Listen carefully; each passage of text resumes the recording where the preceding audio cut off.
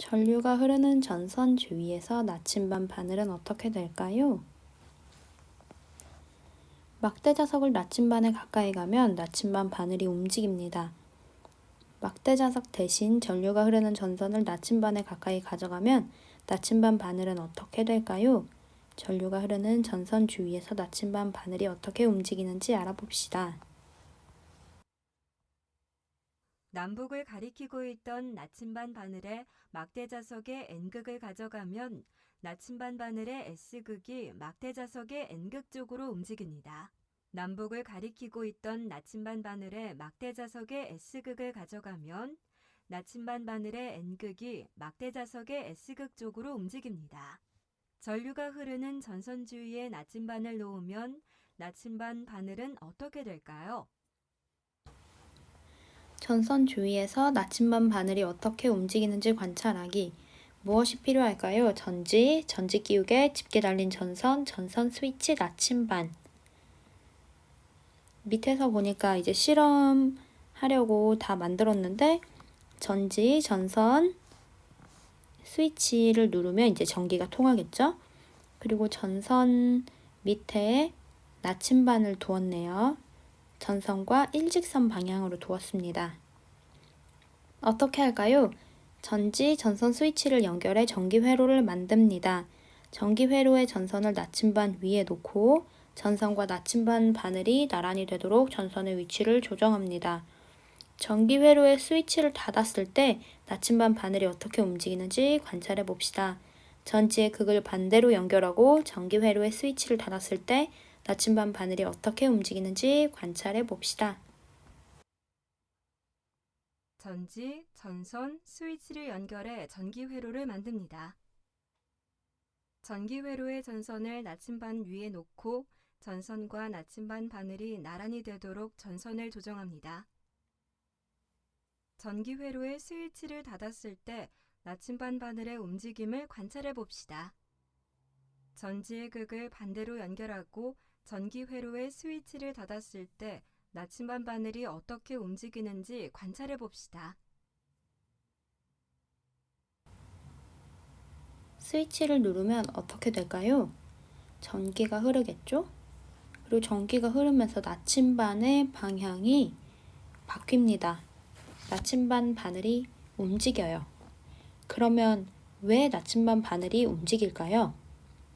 전선이 흐르지 않았을 때는 지구 자기장의 영향만 받고 있었는데 전선에 전류가 흐르니까 뭔가 자석의 성질을 띠게 됩니다.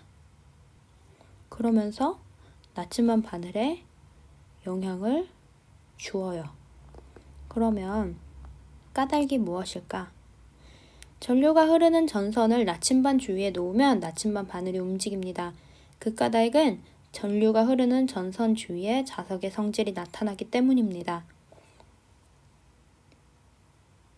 이때 전지의 극을 반대로 하여 전류가 흐르는 방향을 바꾸어주면 나침반 바늘이 움직이는 방향도 바뀝니다.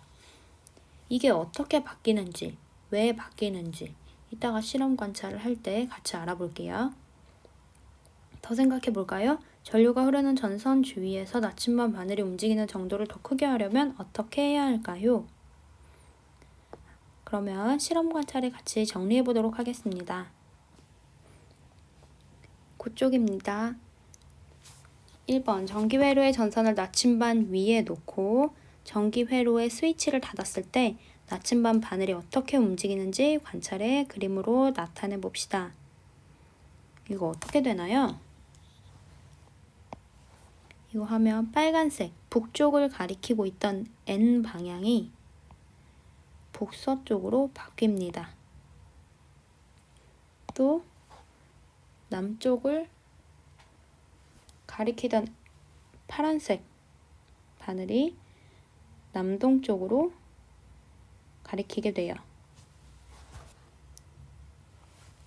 그러면 전지의 극을 반대로 하고 전기 회로의 스위치를 닫았을 때 어떻게 움직이는지 관찰해서 그림으로 나타내 볼게요. 전류의 방향을 반대로 하면요.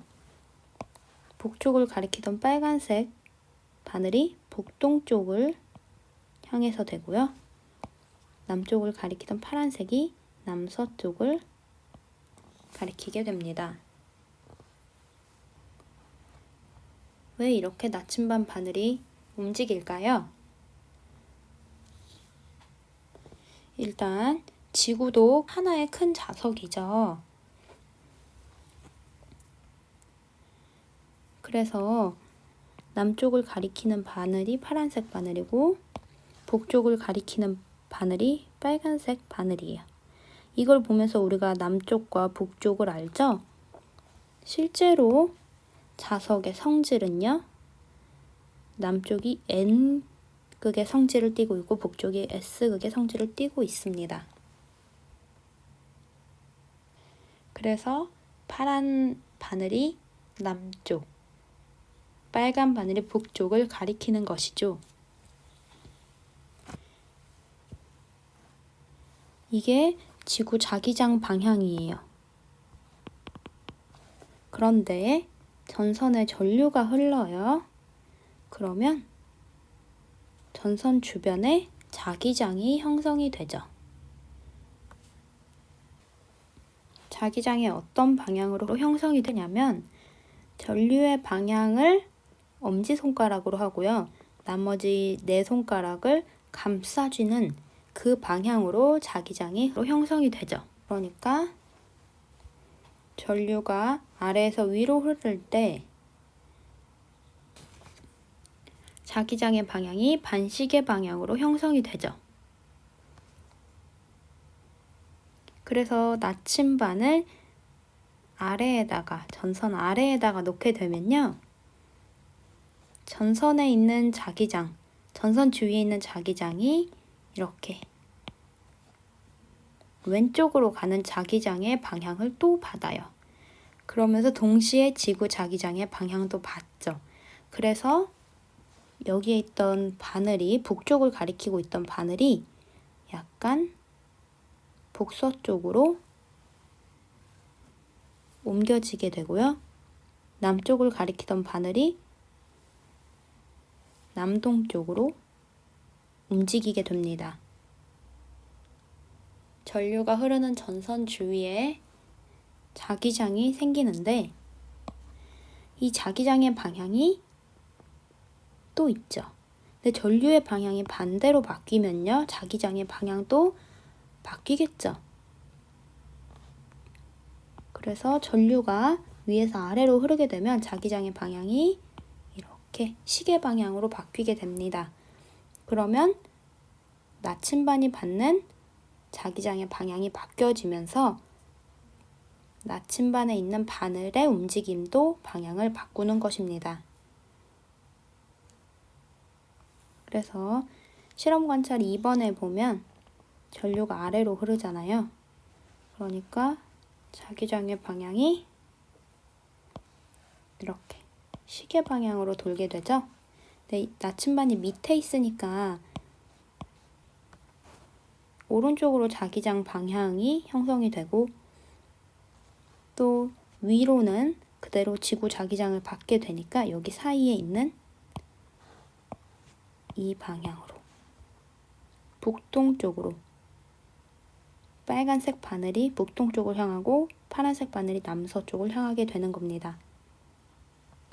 그러면 전선의 위치에 따라서 나침반 바늘도 움직임이 달라지게 되는데요.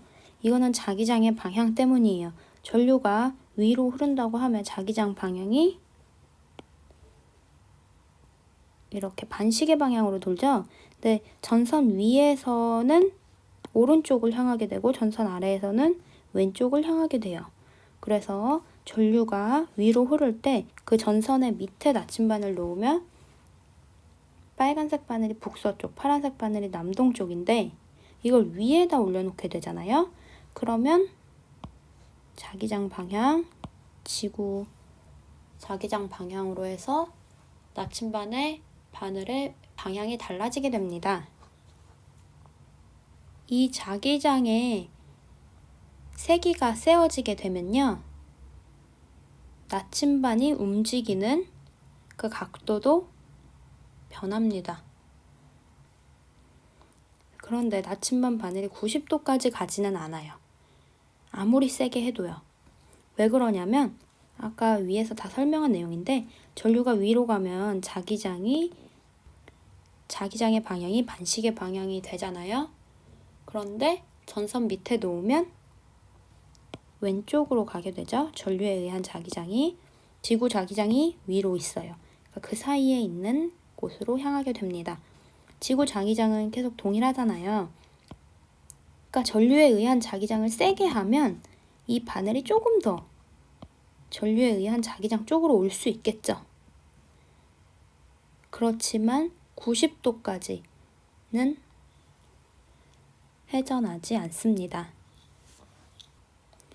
이렇게 해서 전류가 흐르는 전선 주위에 나침반 바늘이 왜 움직이는지를 알아보았습니다. 그러면 더 생각해 볼까요? 전류가 흐르는 전선 주위에서 나침반 바늘을 더 크게 움직이게 하려면 어떻게 해야 되죠? 자기장의 세기가 커져야 돼요. 그러니까 전지를 직렬 연결해서 세기를 세게 할 수도 있고요. 또는 전선과 나침반의 거리를 가까이 하면 되겠죠. 이런 식으로 정리할 수 있습니다. 전선을 나침반 바늘과 나란히 하고 나침반 위에 최대한 가까이 놓는다. 전지 여러 개를 직리얼로 연결한다. 등으로 생각해 볼 수 있습니다. 오늘은 전류가 흐르는 전선 주위에서 나침반 바늘이 어떻게 되는지 알아보았어요. 다음 시간에는 전자석의 성질에 대해서 알아보겠습니다. 수고하셨습니다.